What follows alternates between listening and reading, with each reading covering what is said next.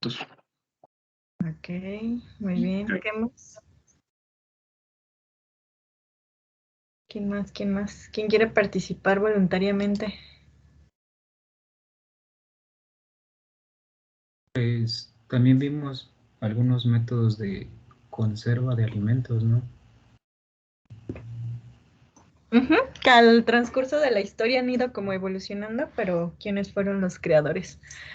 ¿Alguno recuerda algún método de conservación o algún producto que haya estado en alguna etapa o con alguna cultura en específico? La nixtamalización en México prehispánico. Ok, muy bien, gracias, Dani. ¿Quién más? Yo, A ver. el ácido benzoico. Ajá. El ácido benzoico, ese se utilizaba como... ¿Para qué lo utilizaban? ¿Alguien recuerda? Era un conservador, ¿no? Ajá, que sustituyó al bórax, ¿recuerdan? Porque el bórax es tóxico. Sí. Muy bien. ¿Alguien más? La apertización, algo del enlatado, ¿no? Exactamente. Por Nicolás Appert, la apertización. Muy bien. Perfecto. Entonces vamos a continuar. El día de hoy vamos a ver lo que son procesos y mecanismos empleados en lo que es la conservación de los alimentos. Y les platico un poquito. En esta parte, o ahora que estuvimos haciendo la revisión del programa de estudios de aquí de Ingeniería de Alimentos, vimos que todavía las unidades están un poco desordenadas. Realmente primero tendríamos que ver transferencia de calor, luego la parte de reología y luego la parte de vida útil y al final materiales de empaque para que llevara como una secuencia. Entonces, por eso es que ahora en esta parte de los procesos y mecanismos vamos a ver un poquito de lo que son los fenómenos de transporte aplicados en la ingeniería de alimentos. Entonces, estos fenómenos de transporte hacen lo que es referencia a la velocidad en que una cantidad de determinada propiedad que tiene la materia, ya sea por ejemplo calor, masa o movimiento, se va a transferir en una unidad de tiempo dentro de una superficie. Entonces así podemos colocar lo que son coeficientes de difusión, por ejemplo, en lo que es la transferencia de masa, podemos determinar si es por convección, si es por conducción en el caso de la transferencia de calor, o cómo es la velocidad de acuerdo a la cantidad de componentes que tenga un alimento. Entonces, recordando un poco lo que son las propiedades de la materia, tenemos que pueden ser tanto extensivas como intensivas. Entonces, las extensivas van a depender de la cantidad de materia presente. En este caso, sería, por ejemplo, la masa. Y en el caso de las intensivas, son aquellas que no dependen de la cantidad de materia y no son aditivas, es decir, como la densidad, la temperatura, el punto de fusión, el punto de ebullición, etcétera. Es importante considerar estos fenómenos de transporte porque siempre tenderán a tener un equilibrio.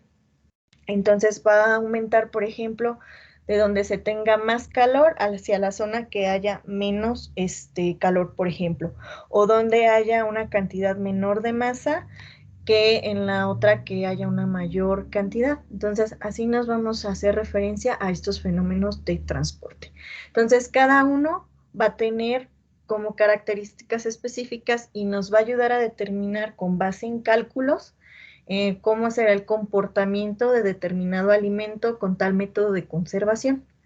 Pero, aunque estos tres fenómenos de transporte están relacionados y existen analogías entre ellos, es decir, modelos, no se pueden considerar que son totalmente exactas o que son totalmente perfectas. ¿Por qué? Porque la concentración de la cantidad de movimiento es una magnitud vectorial, a diferencia de las concentraciones de calor y masa, que son escalares. Y en el caso de lo que es el transporte de materia, pues se necesita de al menos dos componentes que se puedan producir en un sistema de un solo componente. O sea, por ejemplo, cuando estamos haciendo un proceso de deshidratación por salazón, pues ahí tenemos la difusividad de acuerdo a la geometría, de acuerdo a la composición y de acuerdo a lo que es a la cantidad de solutos que son diferentes a lo que es el cloruro de sodio. O por ejemplo también en el caso de los grajeados o en el caso, por ejemplo, de la ósmosis inversa también que es en deshidratación.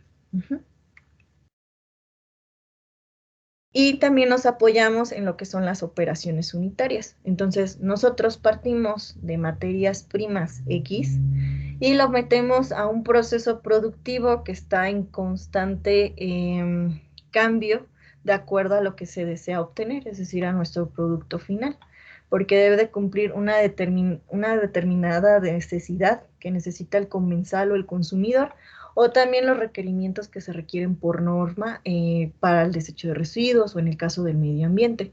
Entonces, esas operaciones unitarias van a ser aquellas acciones que se van a estar haciendo en cada determinada parte del proceso, ¿no? Por ejemplo, en el caso de la transferencia de calor, vamos a tener operaciones unitarias relacionadas a ese fenómeno de transporte, como es en el caso de la destilación, de la evaporación y del secado. ¿Por qué?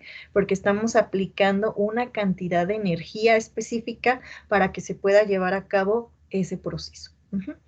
En el caso de la transferencia de masa, ahí también podemos tener en algunos casos la destilación, en otros casos podemos tener la lixiviación o la filtración por membrana. Entonces, cuando nosotros vemos un proceso en una empresa o en una industria, vamos a encontrarnos con esas operaciones unitarias o esos diagramas de proceso. Y eso también es muy específico de la ingeniería de alimentos y tenemos que hacer el cálculo para que se puedan llevar a cabo en tiempo y forma. Pero como les comentaba en la diapositiva anterior, o sea, nosotros podemos calcular un aproximado de cómo se va a llevar a cabo el proceso. Sin embargo, tenemos que considerar otros factores que son ajenos totalmente a la composición del alimento, tales como, por ejemplo, el tipo de bomba, el tipo de calor que se le está aplicando, en el caso de cuánto es el traslado de un punto A un punto B para que se lleve a cabo esa acción. Muy bien.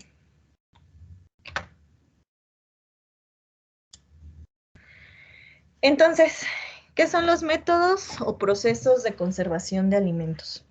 Son aquellos que van a evitar las alteraciones tanto físicas, químicas y biológicas que puedan llegar a producirse en un determinado producto. Entonces, son algunos que podemos observar a simple vista porque nosotros podemos decir, esto ya no funciona o no sirve porque simplemente ya no tiene el color o la consistencia deseada. Sin embargo, hay algunos otros que es necesario realizarles pruebas microbiológicas para determinar que siguen manteniendo sus características inocuas o que ya de plano no funcionan para ser metidos en un proceso porque ya no son comestibles. En este caso vamos a tener los tratamientos térmicos que se van a dividir en lo que es el frío y en la parte donde se utiliza calor. Entonces, en la parte fría, que es la extracción de ese calor, vamos a tener la parte de la refrigeración y la congelación. Y en la parte del calor, el escaldado. ¿Alguien sabe qué es el escaldado?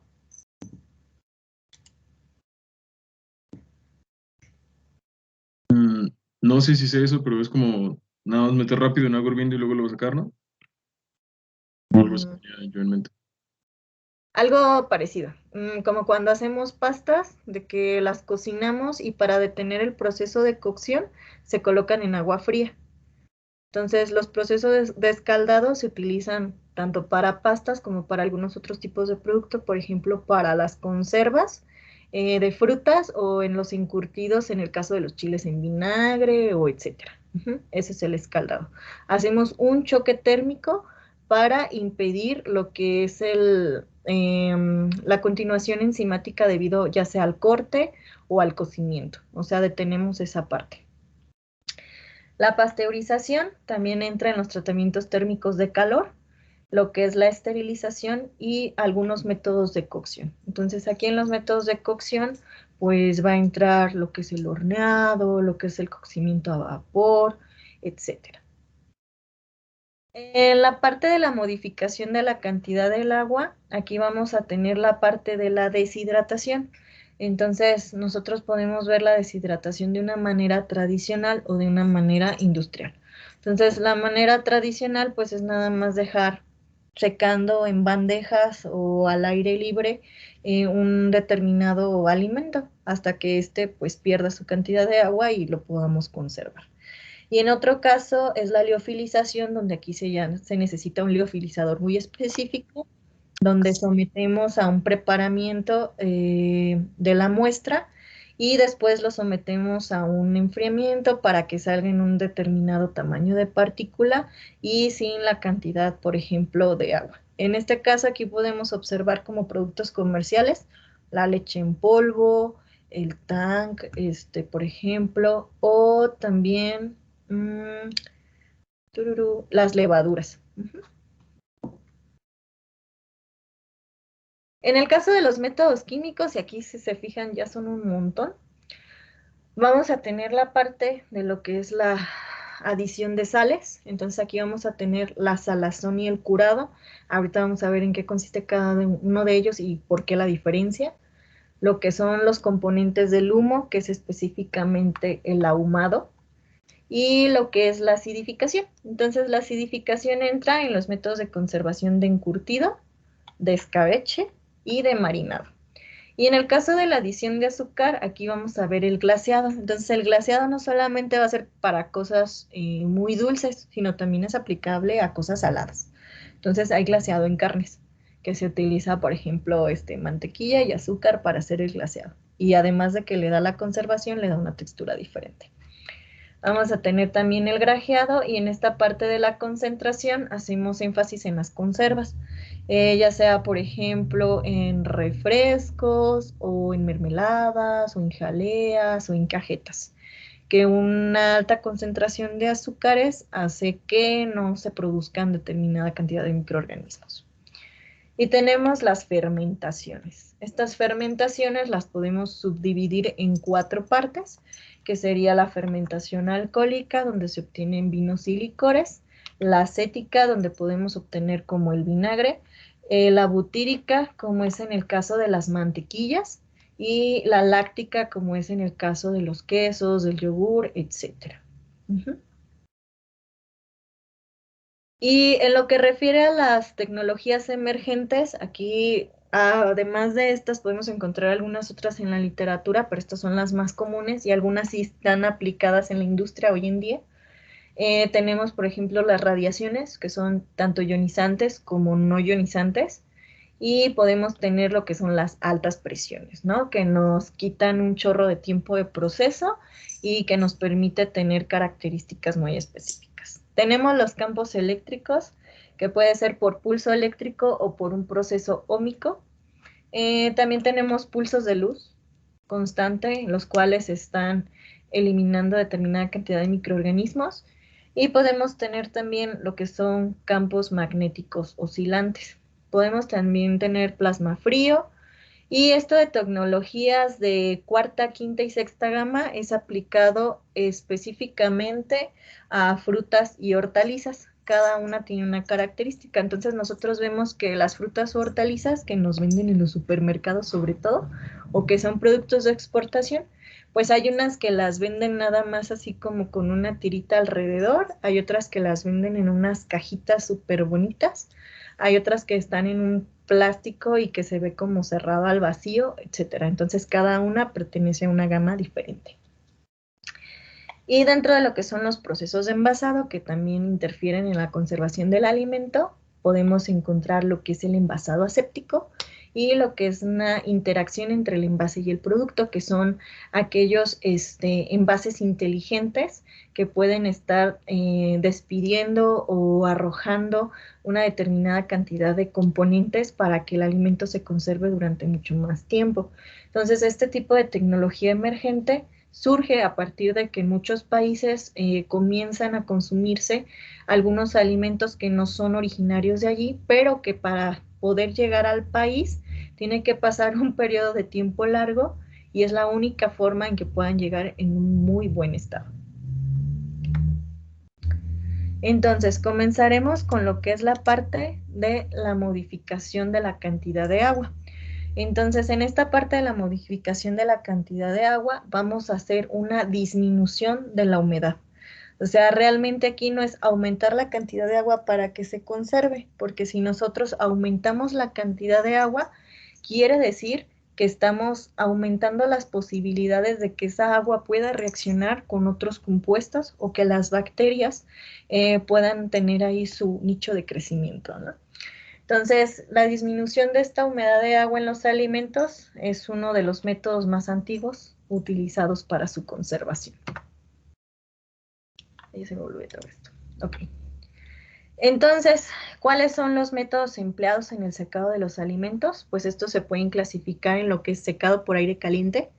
Aquí, en este caso, el alimento se pone en contacto con una corriente de aire precisamente que está caliente y ese calor que se aporta al producto es principalmente por convección, es decir, que se está circulando y entonces va aumentando la temperatura y el agua va saliendo de nuestro alimento. La otra disminución es por el secado por contacto directo con una superficie caliente. En este caso, el calor se aplica principalmente por conducción, es decir, que nosotros lo colocamos, por ejemplo, en el sartén y lo dejamos ahí hasta que se vaya disminuyendo toda el agua, pero está en contacto directo con el sartén, ¿no? Entonces, por eso se llama de conducción. Y tenemos lo que es el secado mediante el aporte de energía por una fuente radiante de microondas o dieléctrica. Eso ya es más específico con equipos.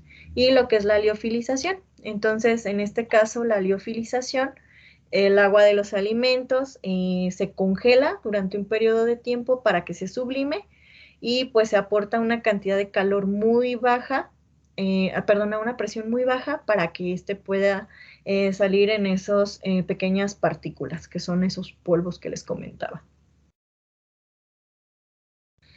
Y bueno, pues al reducir el contenido de agua de un alimento hasta un nivel muy bajo, se va a eliminar la posibilidad de su deterioro biológico.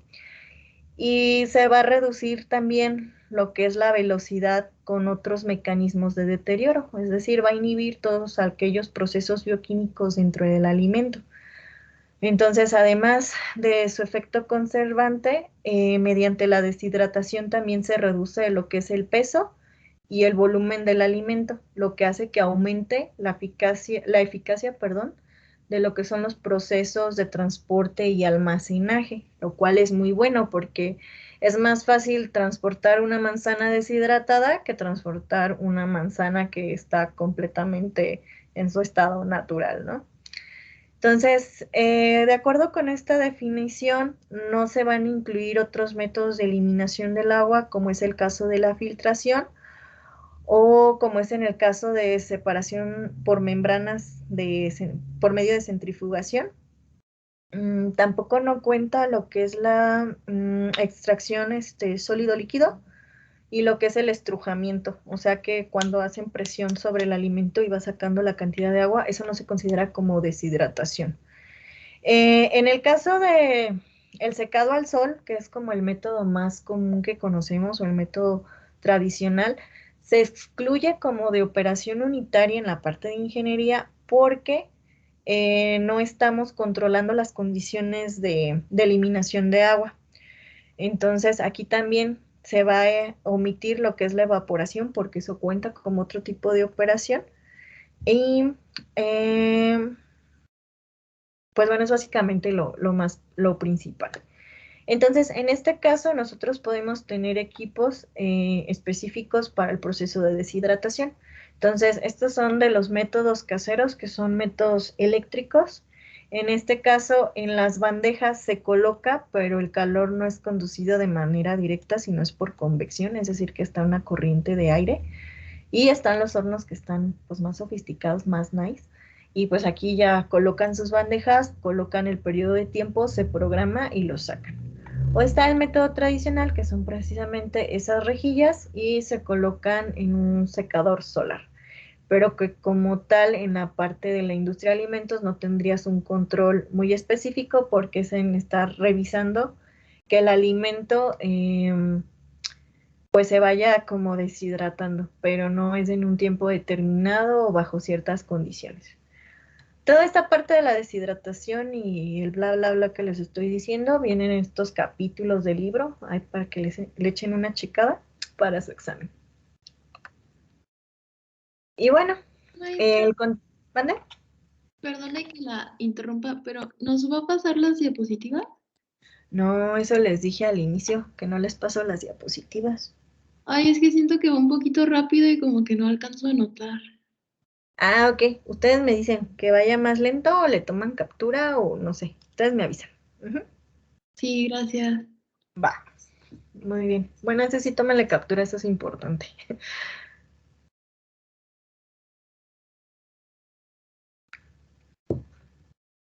Muy bien. Bueno, les comentaba que el contenido de agua se puede expresar de dos formas en un alimento.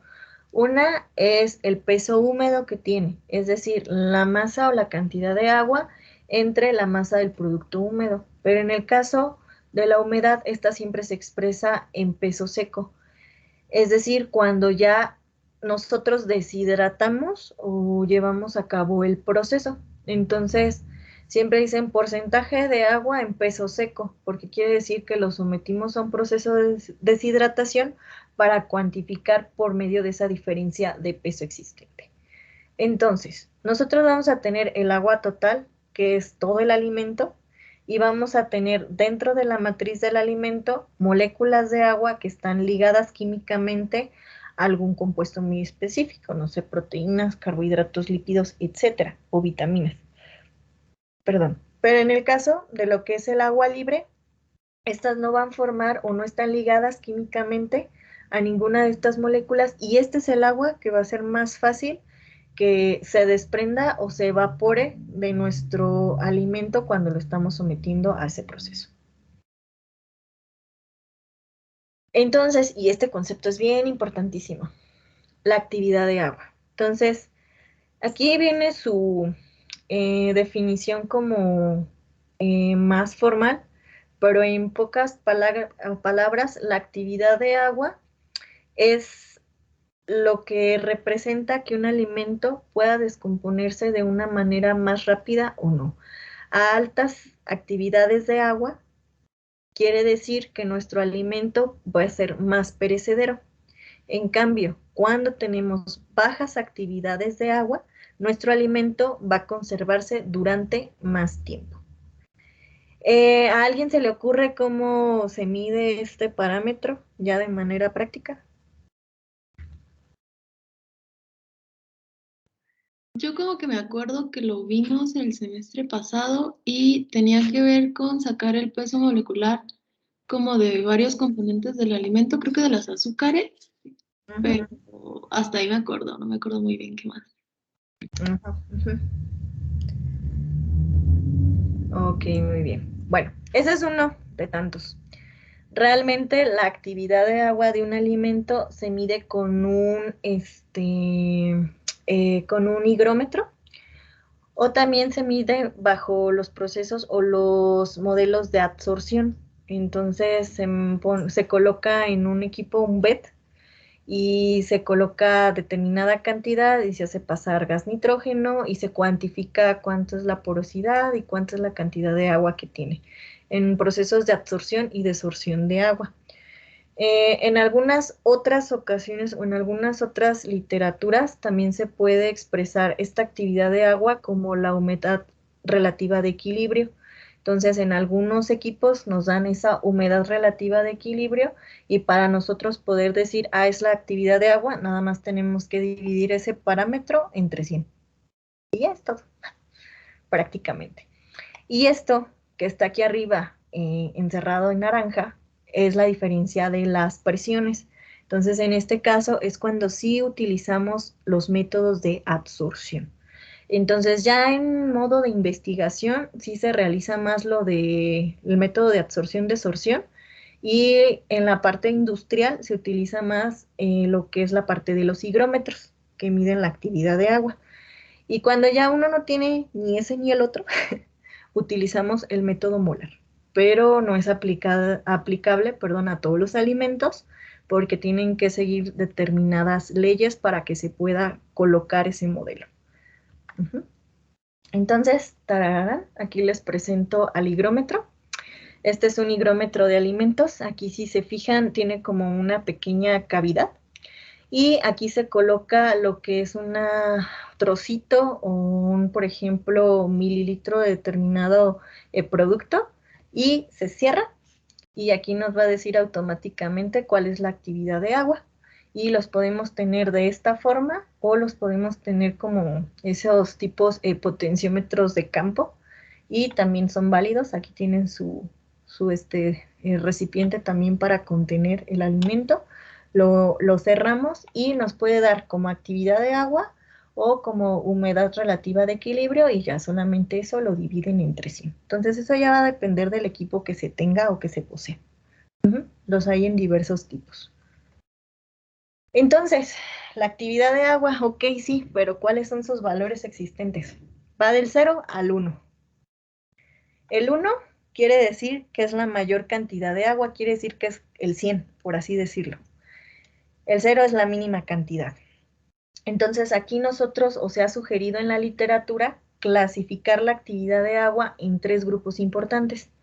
Lo que es la actividad de agua alta, la actividad de agua intermedia y la actividad de agua baja. Entonces, aquí podemos encontrar a determinados tipos de alimentos. Si nos vamos a la parte de los 0.98 y ya llegando a 1, vamos a encontrar lo que son algunas carnes y pescados frescos. ¿Por qué? Porque realmente tienen mucho más cantidad de agua que de proteínas o de lípidos, e inclusive son gracias a esta actividad de agua o determinada cantidad de nutrientes que se tiene, pues que nos dan esto las dietas, ¿no? Que nos dicen, ay, se van en lugar de carne roja, carne magra, pero pescado tal y tal cantidad, ¿no? Y aquí algunas frutas van a entrar, o hortalizas, en esta clasificación. Entre las que encontramos es el melón pues verde naranja, y la sandía, y creo que son de los que más tienen. La leche, pues es un alto contenido de agua. Realmente, si nosotros deshidratamos esa leche, 1 litro de leche comercial, y lo liofilizamos, pues nos va a salir casi nada, porque precisamente tiene una gran cantidad de agua. Entonces se puede relacionar la cantidad de agua con lo que es su actividad. Entonces eso es muy importante que lo tengan presente. ¿Qué vamos a encontrar en la parte más baja? Vamos a encontrar lo que son las pastelerías, es el caso de la panadería, los bizcochos, etcétera, donde no se debe de colocar tanta cantidad, porque pues precisamente eso le da la consistencia, ¿no? O sea, si nosotros remojamos el pan, pues se desbarata. Entonces, para que perdure o se conserve, debe de tener la menor cantidad de agua. Algunos cereales entran dentro de esta clasificación, porque tienen una mayor cantidad, por ejemplo, de grasas o de otros componentes como son carbohidratos, que de agua. Entonces, los de humedad intermedia usualmente se encuentran la mayor parte de los alimentos, que son, por ejemplo, aquí del 0.60 al 0.85, y eso nos dice que tienen una vida media o una actividad de agua media, es decir, que pueden conservarse en determinadas condiciones. Por ejemplo, si nosotros tenemos una mermelada, la podemos conservar a temperatura ambiente, pero se va a conservar. ¿Por qué? Porque aunque tenga una cantidad de agua relativamente alta, la actividad que tiene esa agua no es muy alta. ¿Por qué? Porque tiene una mayor cantidad de azúcares. Entonces, todo también va a depender de qué más está conformado el alimento. Entonces, ¿hasta aquí alguna duda con la actividad de agua? Creo que no. Ok, muy bien. Entonces, como les comentaba, existen tres formas de cómo medirla. Una es por lo de la desorción, absorción, desorción, que son todos estos isotermas, o puede ser por el higrómetro, que nos da la humedad relativa y lo dividimos entre 100, o podemos encontrar lo que es el método molar. Entonces, la forma correcta, por así decirlo, de representar la actividad de agua tiene que ver con ese isoterma desorción, que es esa representación gráfica. Nosotros podemos tener efectos en los isotermas dependiendo de la temperatura en la cual se está haciendo la medición. Entonces, esto se va más en la parte de la investigación de los alimentos, en la parte de cómo podemos someter a un proceso de deshidratación, pero que éste siga conservando algunas características tanto físicas como químicas. Entonces, usualmente en la parte ya industrial no lo van a encontrar mucho, al menos que se dediquen a esta parte de la investigación. Les digo, como tal, utilizan más la parte de la humedad relativa. Pero esta actividad de agua tiene una influencia en lo que son las velocidades de reacción, dependiendo de los componentes. Entonces, estas grafiquitas son bien importantes. Ahí tómenle captura, ¿ok? Entonces, cuando nosotros tenemos una actividad de agua cercana a 1, vamos a tener una actividad microbiana muy alta. ¿Por qué? Porque estamos haciendo que tenga un medio donde pueda reaccionar más rápidamente o pueda adquirir los sustratos necesarios para su crecimiento. En cambio, cuando nosotros tenemos una baja cantidad de agua, la velocidad de reacción puede ser alta para algunos en el caso del oscurecimiento. Entonces, por ejemplo, tenemos una manzana y una manzana con su actividad de agua normal ronda, por ejemplo, aquí en el 0.8.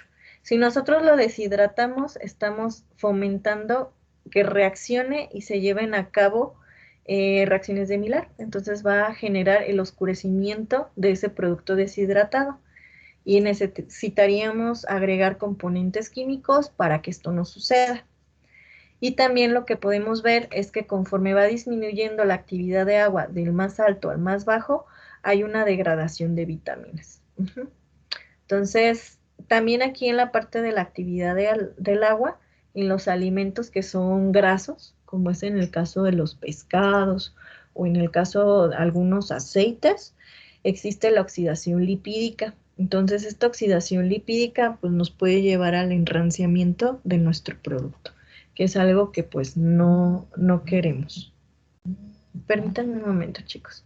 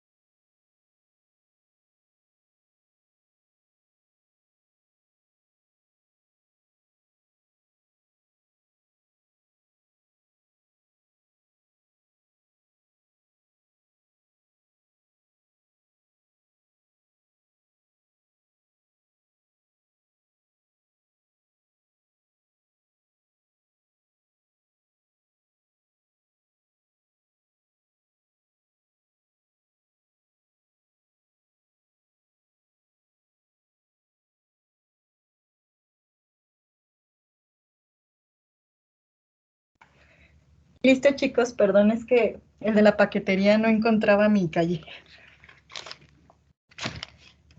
Ok, muy bien, proseguimos.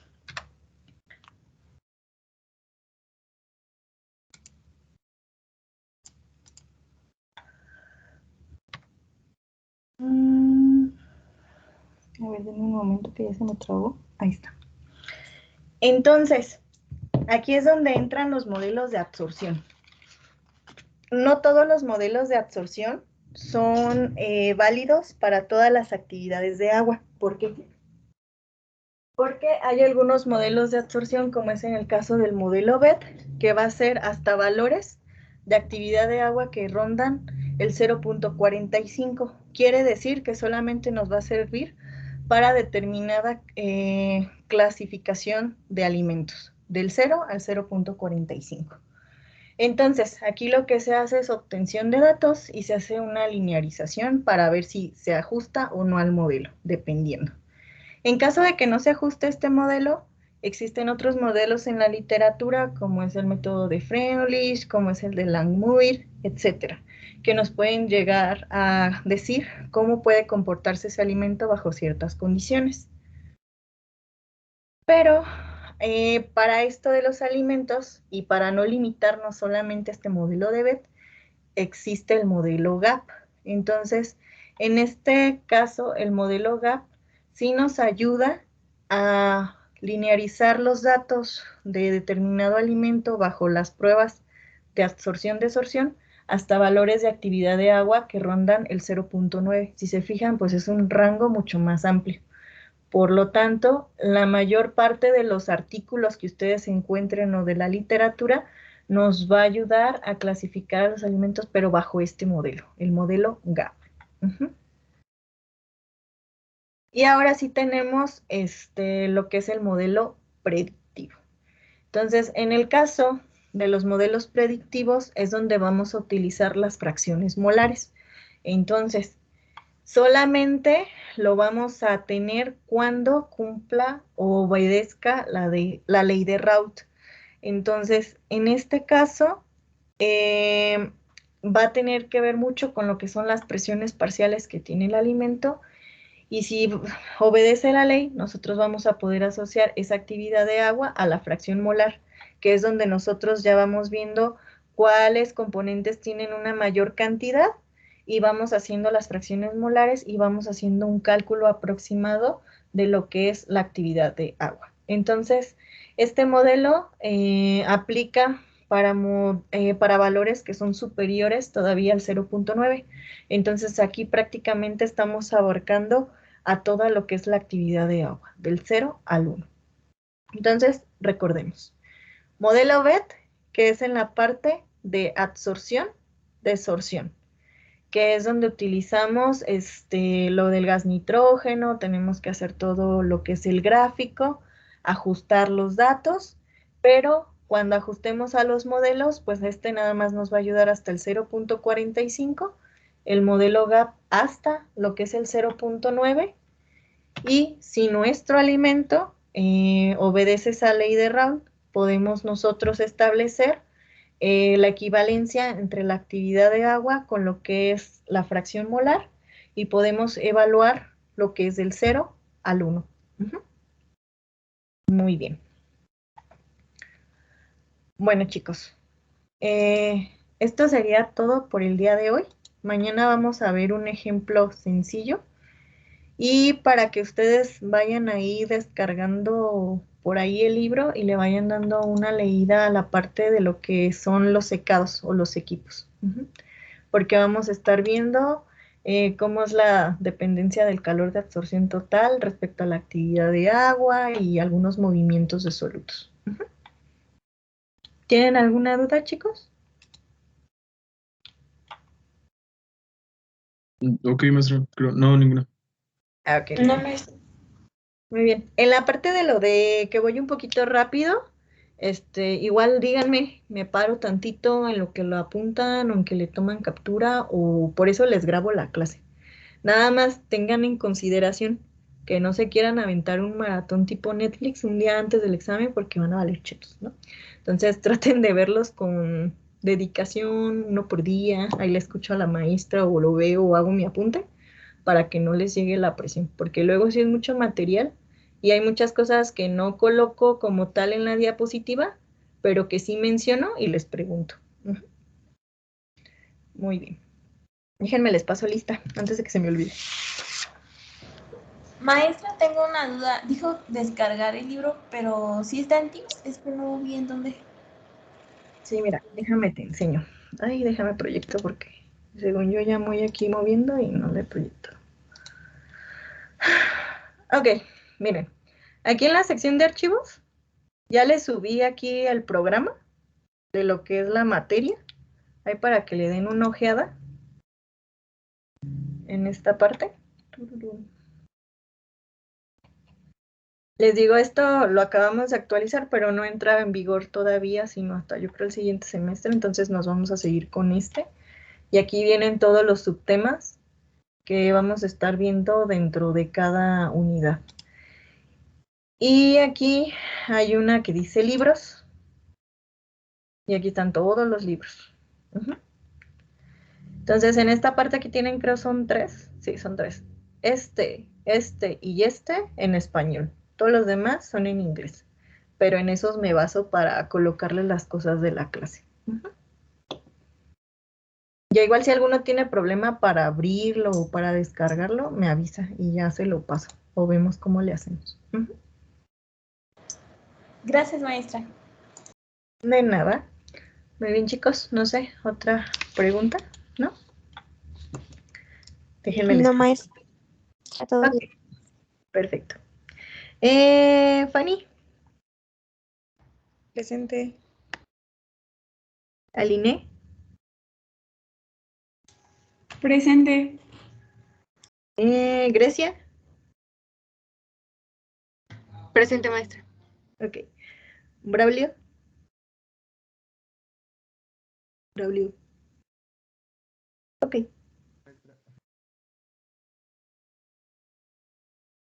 Ah, ya te escuché. Daniela. Presente. Carola. Presente. Ok. Andy. Andrea. Presente. Ok. Fernando.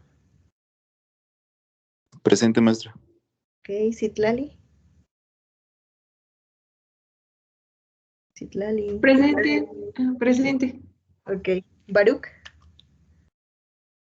Presente. Ok, muy bien. Brian. Presente, maestra. Ok, Brian. Susan. Presente. Tere. Presente. Ok, Alan. Presente. Carla. Presente, maestra. Muy bien.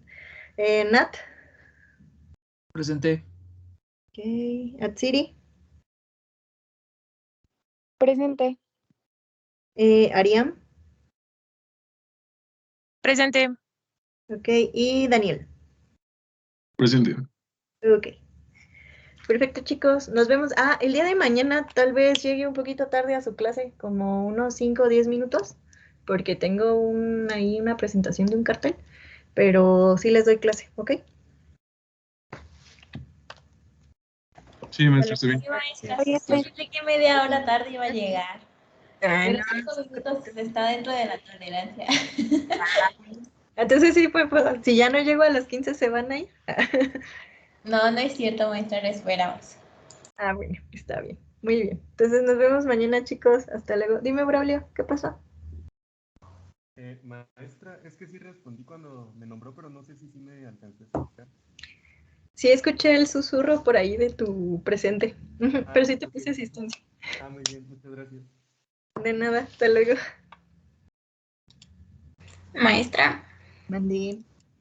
yo le quería preguntar.